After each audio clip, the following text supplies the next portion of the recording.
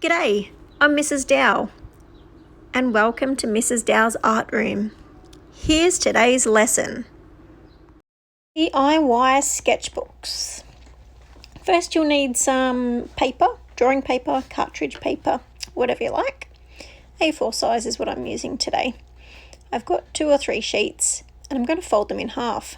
So I take the bottom up to the top, line up the corners and hold it steady. Then I'll drag one finger down to the center of the fold and across to each side to crease.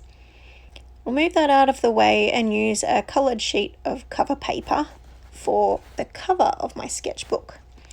I'll fold it in half just the same way. Sometimes cover paper is a bit thicker, so you might need to crease it with the back of your fingernail or a pencil. Now the paper goes inside my cover, all the folded edges go together.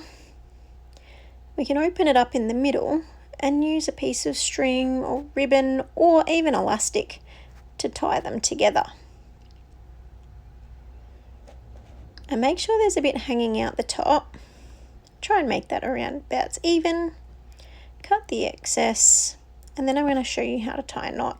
First we cross one over the other and tuck the tail from the top one through the hole in the center. Pull both ends to tighten, and then we'll tie one more knot. Cross one over, tuck its tail through the center and pull.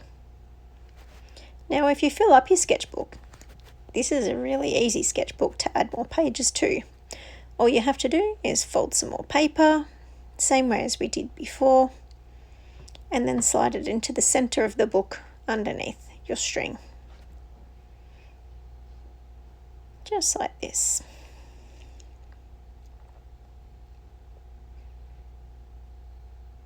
Make sure it's all even, and then you're ready to sketch. I like to add my name and even sketchbook onto the front cover. You can draw with a permanent marker or pen. You can even add colour if you like.